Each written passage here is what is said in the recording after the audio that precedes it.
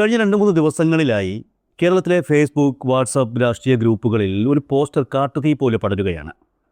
CPM ചരിത്രമായി മാറാൻ പോകുന്നു, UDFന് വമ്പൻ ഭൂരിപക്ഷം എന്നൊക്കെ അവകാശപ്പെട്ടുകൊണ്ട് സാക്ഷാൽ ഇന്ത്യ ടുഡേയുടെ ലോഗോ പതിപ്പിച്ച ഒരു കിടിലൻ ഗ്രാഫിക്സ്. കോൺഗ്രസ് UDF അനുകൂല ഗ്രൂപ്പുകൾ വലിയ ആവേശത്തിലാണ് ഇത് ഷെയർ ചെയ്തത്. വരാൻ പോകുന്ന നിയമസഭാ തെരഞ്ഞെടുപ്പിൽ UDF 111 സീറ്റുകൾ നേടുമെന്നും LDF വെറും 18 സീറ്റിലേക്ക് ഒതുങ്ങുമെന്നും NDA 11 സീറ്റുകൾ പിടിക്കുമെന്നുമൊക്കെയാണ് ഈ ഗ്രാഫിക്സ് പറയുന്നത്. കേരള ഭരണം UDF തിരിച്ചു പിടിച്ചു എന്ന മട്ടിലാണ് സൈബർ ഇടങ്ങളിലെ ആഘോഷങ്ങൾ. ഒറ്റനോട്ടത്തിൽ ആർക്കും തോന്നും ഇന്ത്യ ടുഡേ കേരളത്തിൽ നടത്തിയ ഏറ്റവും പുതിയ പ്രീപോൾ സർവേ ഫലമാണിതെന്ന്. എന്നാൽ അനിയാന്നിൽ ഈ ആഘോഷങ്ങൾക്കും ആവേശങ്ങൾക്കും ഇടയിൽ ഒളിഞ്ഞിരിക്കുന്ന ഒരു വലിയ സത്യമുണ്ട്.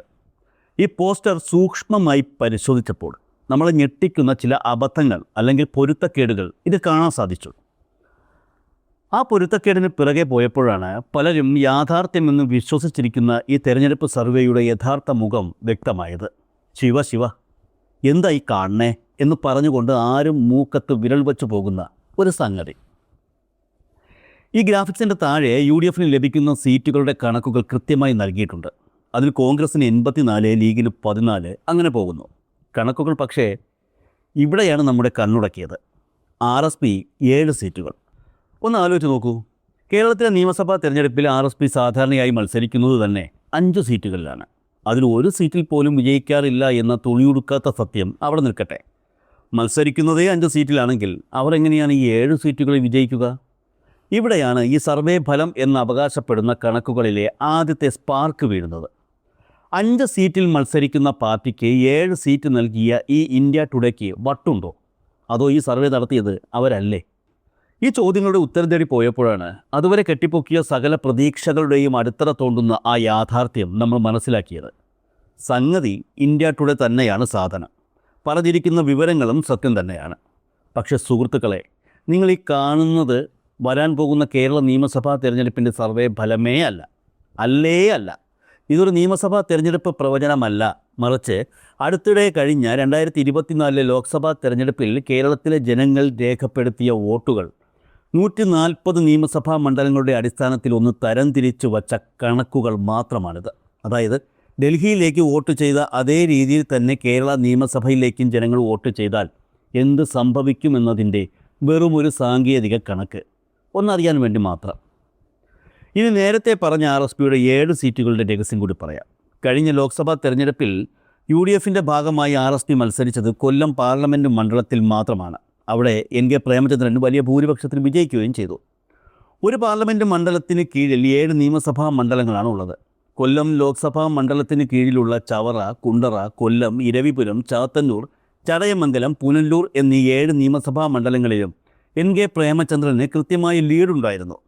അതുകൊണ്ടാണ് ലോക്സഭാ വോട്ടുകൾ നിയമസഭയിലേക്ക് കണക്കാക്കിയപ്പോൾ RSPക്ക് 7 സീറ്റുകളിൽ ലീഡുണ്ടെന്ന് ഈ ഡാറ്റ കാണിക്കുന്നത്.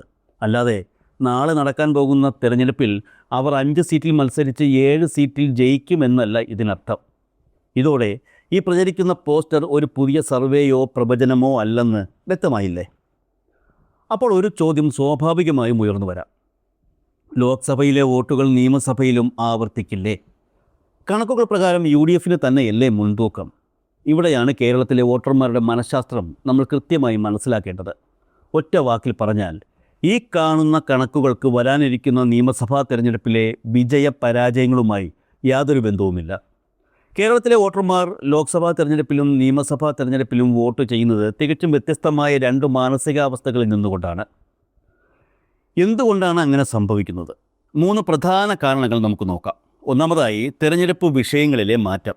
ലോക്സഭാ തെരഞ്ഞെടുപ്പിൽ ജനങ്ങൾ ചിന്തിക്കുന്നത് ഡൽഹിയിൽ ആര് ഭരിക്കണം, ആര് പ്രധാനമന്ത്രിയാകണം എന്നാണ്. അവിടെ ദേശീയ വിഷയങ്ങൾ, കേന്ദ്ര സർക്കാരിൻ്റെ നയങ്ങൾ, ഫാസിസ്റ്റ് വിരുദ്ധ പോരാട്ടങ്ങൾ എന്നിവയൊക്കെയാണ് ചർച്ചയാകുന്നത്.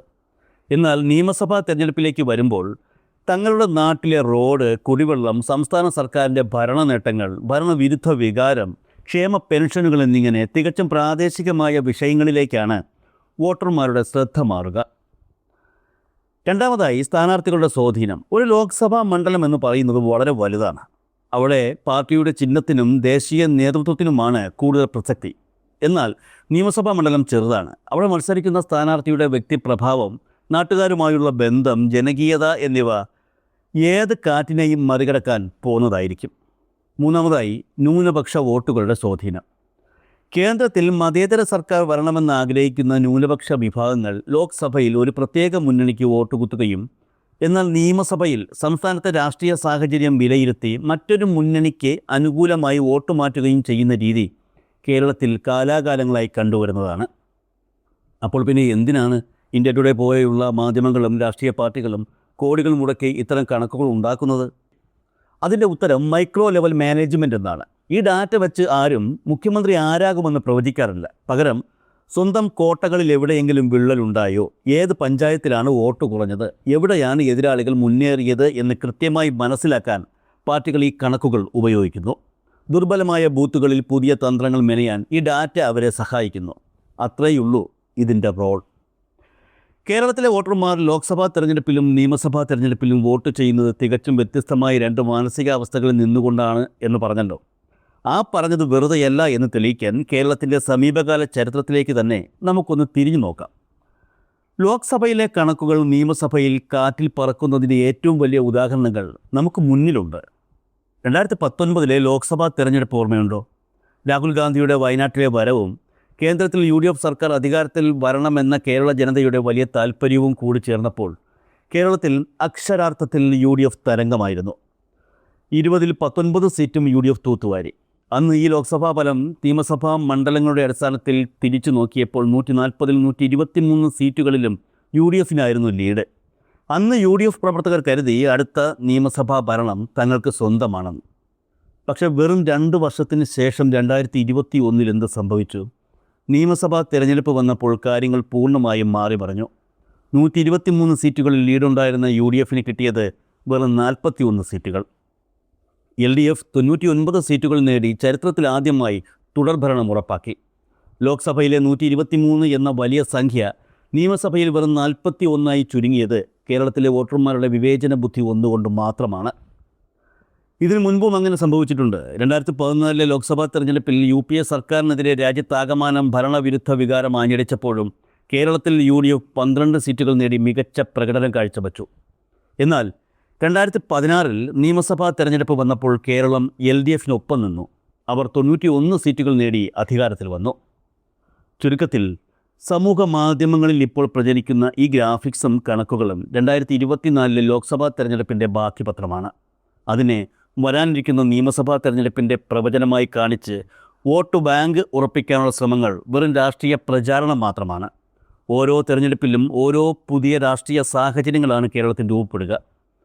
ഡൽഹിയിലേക്കുള്ള ട്രെയിനിൽ കയറിയവർ തന്നെ തിരുവനന്തപുരത്തേക്കുള്ള ട്രെയിനിലും കയറണമെന്ന് വാശി പിടിക്കാൻ കഴിയില്ല. യഥാർത്ഥ ജനവിധി എന്താണെന്നറിയാൻ വോട്ടെണ്ണൽ ദിവസം വരെ നമ്മൾ കാത്തിരുന്നേ മതിയാക്കൂ.